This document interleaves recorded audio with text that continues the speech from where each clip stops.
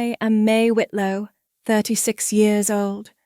I used to believe that if I stayed useful, quiet, and close, then one day they'd remember I was still part of the family. But then the seating chart came color-coded, labeled immediate family only, and I wasn't on it. Let's keep it simple this time. No drama, please. And I understood sometimes you're not forgotten. You're just erased neatly. It didn't surprise me, but it stopped me. The email arrived sometime after I'd reheated dinner, and before I'd finished half of it. I tapped the screen once, then again, as if the second press would summon a different version. It didn't. Subject line, Whitlow Collins. Family dinner final seating chart. Attachment, a spreadsheet, color-coded with a confirmed attending tab, and a small header that read, Immediate family only. Please exclude anyone who's no longer actively part of the family dynamic.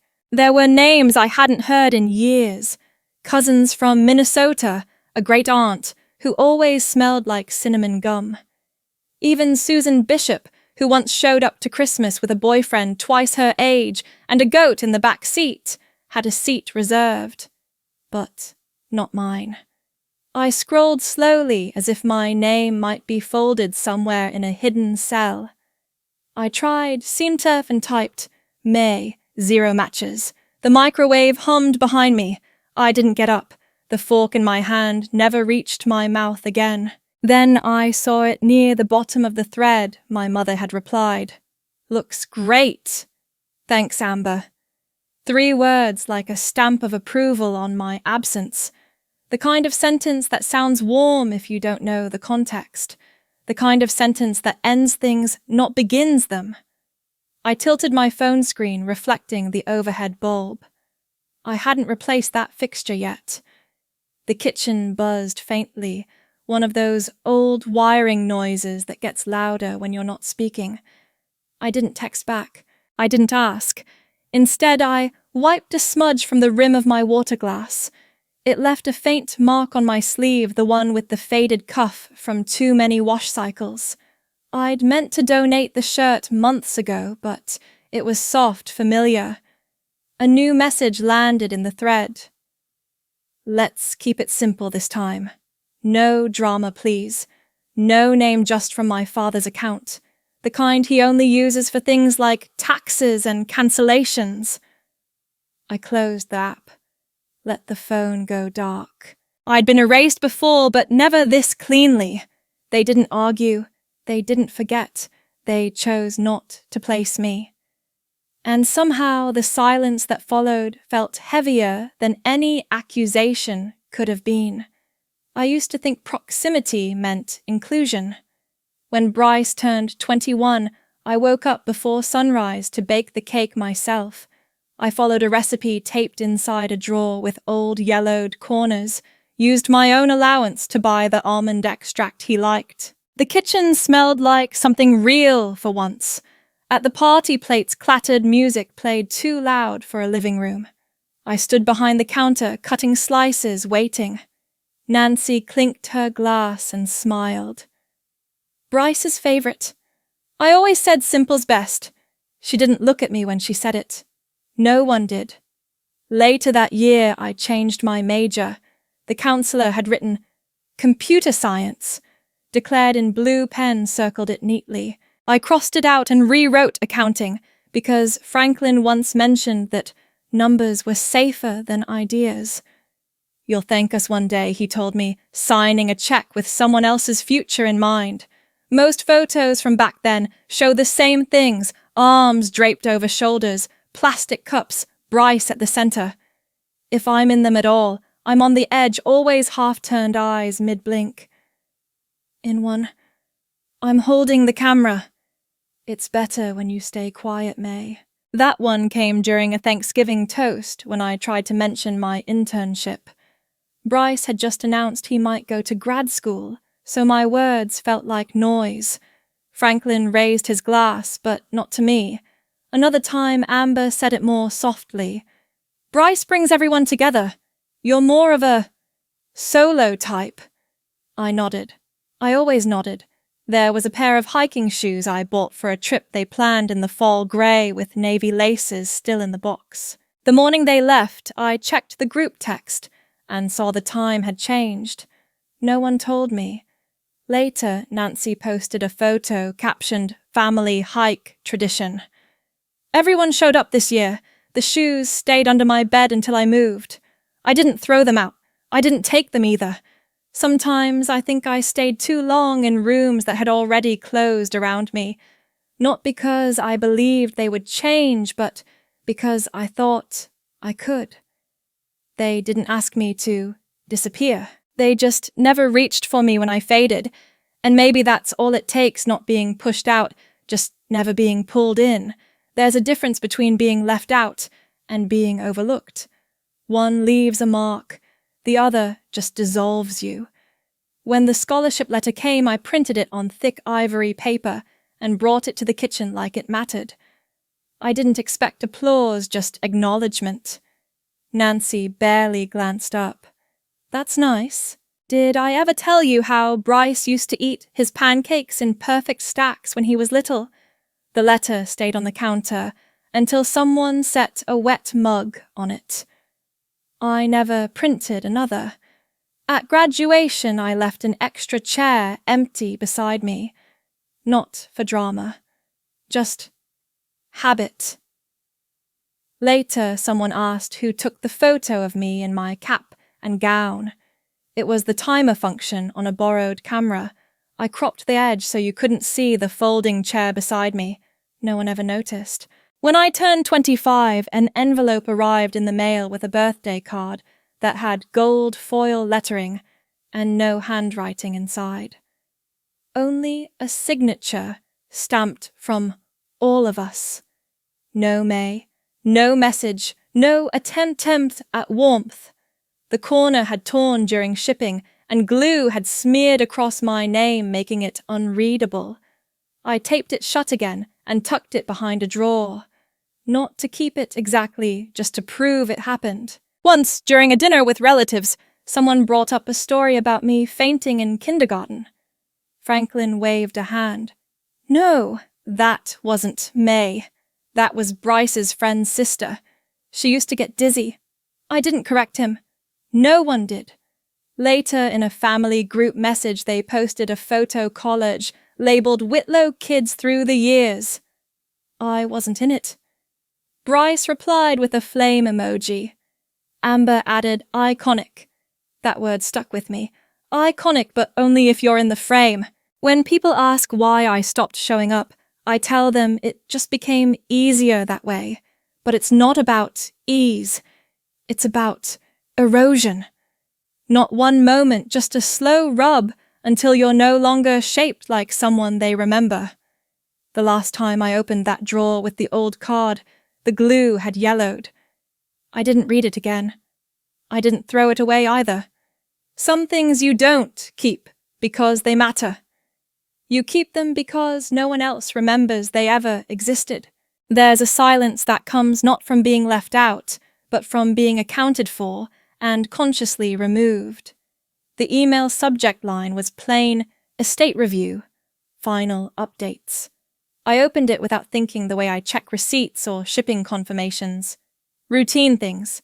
The PDF loaded slowly. A single paragraph at the top confirmed what the email already said. All properties, accounts, and belongings to be divided between Bryce Whitlow and Megan Whitlow, effective upon signatory agreement.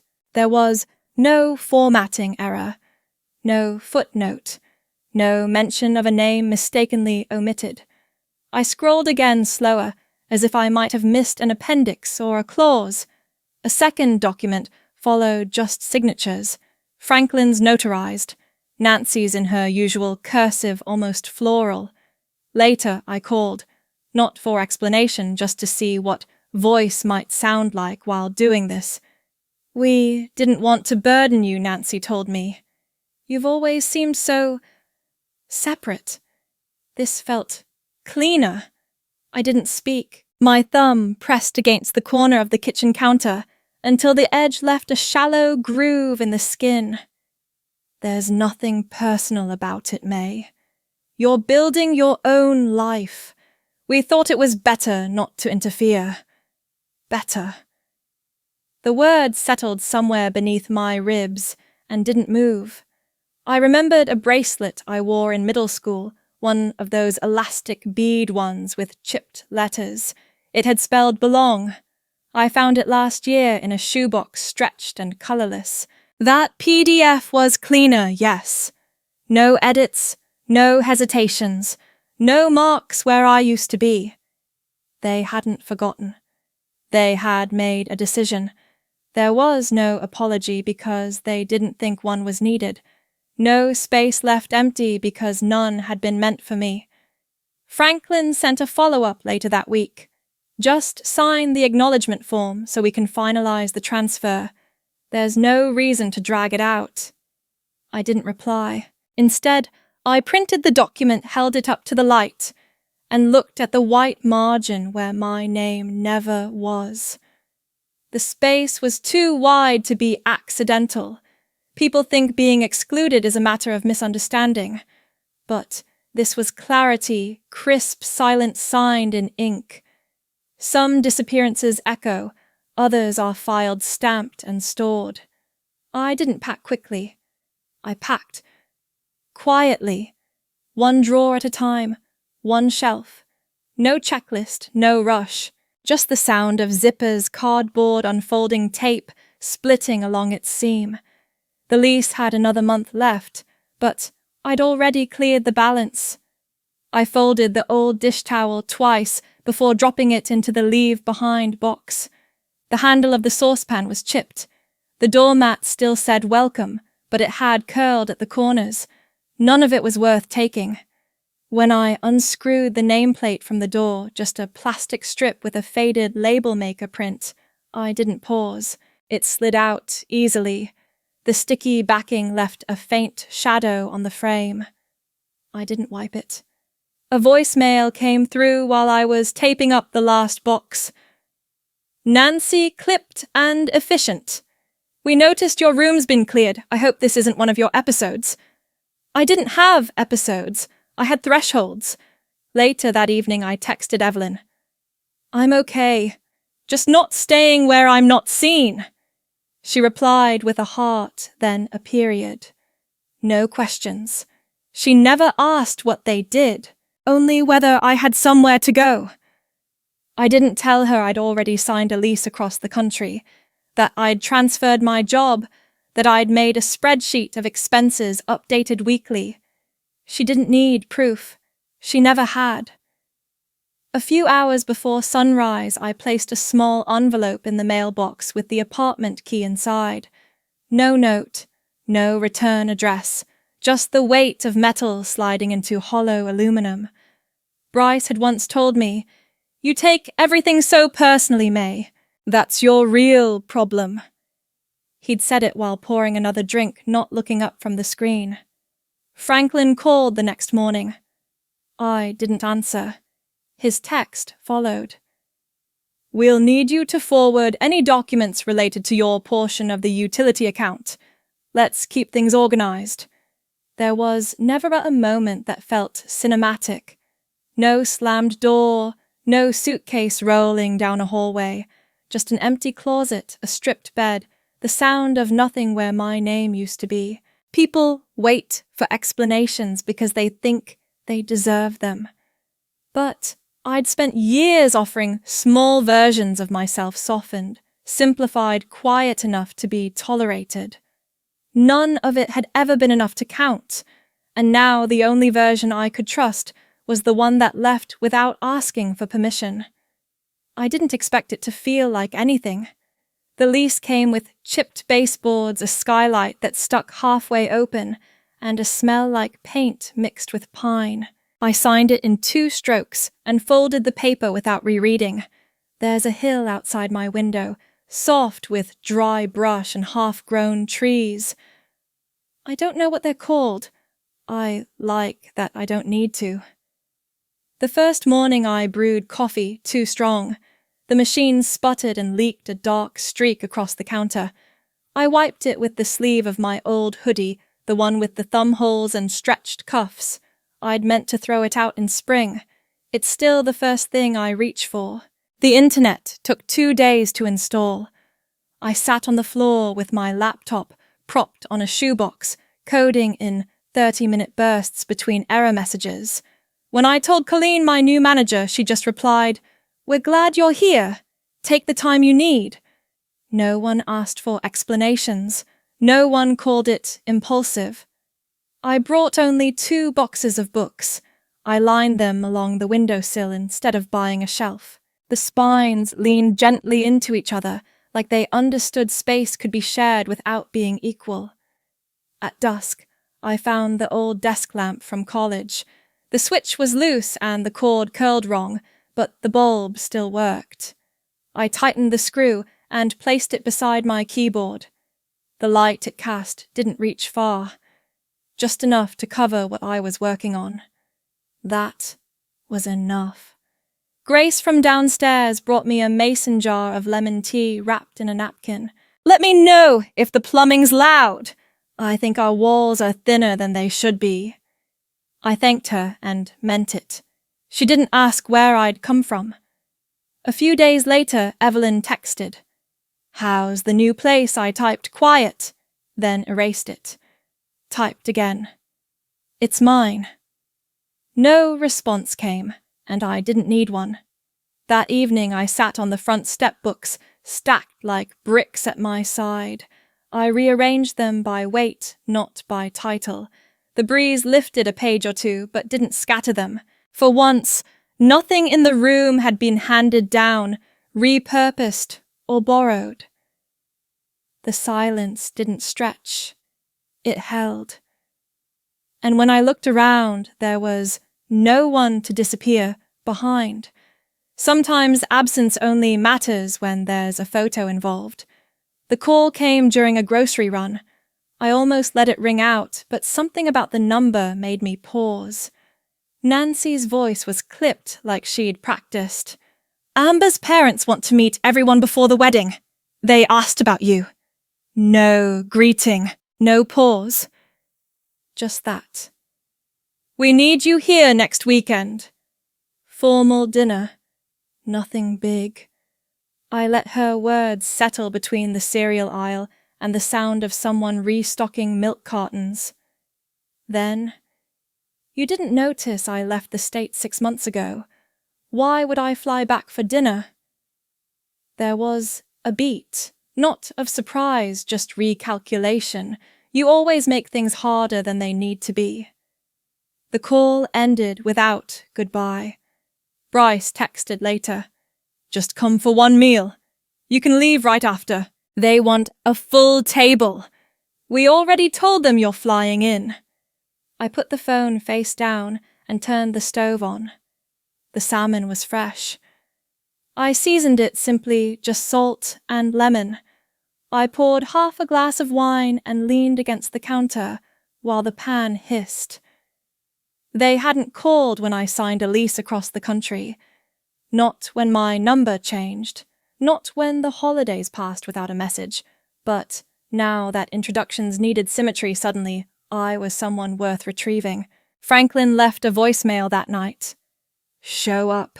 It's not about you, it's about family image. Don't embarrass us." Family image. Not family. I plated dinner, wiped the edge of the dish with my sleeve. I ate slowly. The wine softened, the fish flaked just right. The chair didn't creak when I sat down. The light above the table held steady. Another message came in. "They want to take pictures." I didn't respond. I thought of the chairs they'd set for that dinner. Name cards arranged by relation. I imagined mine printed last slid between Bryce and someone more photogenic. A seat that meant nothing unless filled. The fork in my hand tapped the plate once, then rested. They weren't remembering me. They were assembling me. I finished the meal without checking the phone again. Not out of defiance, just clarity. Some invitations aren't bridges, they're spotlights. and I had no interest in auditioning for a role I never accepted. Growth doesn't feel like triumph. It feels like quiet rearrangement. The lavender by the window bloomed unevenly. One stem curved too far left, another leaned against the glass for support. I trimmed them anyway, not to fix them, just to give them space. Bryce texted that morning. "Mom says you're doing well. How much do you make now?" I didn't reply. I held the phone for a moment, turned its screen down, and returned to washing the dishes. The sponge left faint spirals on the plate, the kind that disappear when dry. Later that day, Caleb knocked. He held a wrinkled kite in one hand and a rubber band in the other. "It's not windy," he said. I told him we could try anyway. We walked past the edge of the yard to the clearing with the short grass and stubborn dirt patches. The kite dragged more than it flew, but he didn't mind. When it caught air for 2 full seconds, he shouted like it had stayed there for hours. Grace waved from her window. She didn't ask where I was from or what I had left. That night, I printed a photo from the picnic the week before. Grace holding lemonade, Hannah half laughing a smudge of berry on her shirt, Caleb mid-jump arms thrown wide. I was in the corner just enough in focus to count. I framed it and placed it on the small shelf above the radiator. The lavender leaned slightly toward it. Hannah texted me later. "Are you okay with all this?" I typed. "I don't feel angry. Just done. There's a difference." She didn't follow up. She never needed to. A package from my old address forwarded itself to me, one of those automatic mail redirection mistakes. Inside was a branded mug from Bryce's company, the kind handed out at conferences. No card, just the mug wrapped in recycled paper. I left it in the box. Sometimes people think closure is a door slammed shut. But for me, it was lavender growing in unfamiliar soil. A photo without perfect lighting. A boy with a kite that didn't quite fly. No big speech, no final reckoning. Just a kitchen where no one interrupts. A window that opens all the way. Letting go isn't always loud. Sometimes it's just the absence of reply. The envelope came with gold foil lettering and a wax seal I didn't recognize. Inside a wedding invitation, heavy cardstock cursive script, RSVP already marked, awaiting response. My name spelled correctly this time. The return address had been printed, not handwritten. 2 days later, another envelope arrived. Thinner. A letter from Franklin. "We regret how things happened. Come back even just for the photo. Families move past things. That's what we do. No apology. No mention of what exactly needed to be moved past. Just a suggestion to pose smile, stand still, make it easier for everyone else to forget the edges." I didn't answer. Instead, I pulled a storage bin from the back of the closet. I opened it carefully, like something inside might flinch. The contents were light. A folded program from an event I wasn't listed in. A birthday card that said, "Hope you're well," with no signature. A church bulletin that had Bryce's engagement printed on the back, next to an ad for car repair. There was also the ceramic keychain my mother gave me when I moved out for college. A small house etched into the surface. The glaze had chipped. I wrapped each item in scrap paper, not because they were fragile, but because they had held shape too long. At the bottom, I placed a folded square of notepad paper. Handwritten, plain. You had a daughter. You chose not to see her. I didn't sign it. I didn't include a return address. The donation center was open early. I left the box at the counter, nodding at the volunteer who asked if I needed a receipt. I didn't. On the walk home, a breeze stirred the hem of my coat. The pockets were empty. No keys to old doors, no wrappers, no weight. Later, I checked the mailbox. Empty for once. No forwarded packages, no pleas disguised as updates. The quiet didn't sting. Some people collect things to remember. I give things away to be free of them. There's a kind of clarity in sending nothing back. Not silence out of anger, but because there's finally nothing left to say. I never imagined contentment would sound like nothing at all. The coffee machine clicked twice before settling into its rhythm. I leaned against the counter, the sleeves of my grey sweater pushed up past the elbows. The fabric had thinned at the seams, but it held. The kind of softness that doesn't ask to be noticed. Steam drifted from the mug, fogging a small corner of the window. I wiped it with the back of my wrist and left the streak there. No meetings on the calendar, just a handful of lines to debug and a form to approve. The cursor blinked patiently on the screen, unhurried. While looking for a pen, I opened the middle drawer and found a folded slip of paper. The ink had bled something once useful, now unreadable. I didn't toss it. I creased the edge again and slid it into the back of my notebook, between pages filled with quiet things, grocery lists, book titles, a quote about not rushing spring. The floor was cold beneath my feet, but not in a way that required fixing. I moved slowly, not because I was tired, but because nothing needed to be done fast. On the desk, a single photo sat in its frame. No captions, no filters. Just Caleb reaching for something out of view. Grace pouring lemonade and my own shoulder visible in the shade. The light caught just enough of me to confirm I was there. No one posed. No one performed. A notification lit up on my phone, an unfamiliar number. No message. Just the suggestion of contact. I didn't answer. Instead, I stood and unlatched the window fully. The breeze shifted, bringing in the faint smell of bark and something citrus. A few leaves swept in dry, but whole. No one was coming.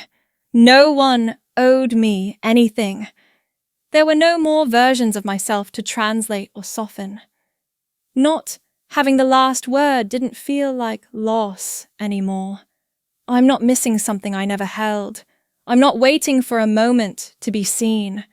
The room was quiet, and I let it be. And I thought, not with regret, not with triumph, just a kind of quiet certainty I don't miss what they never gave. I just needed space to grow without asking for room.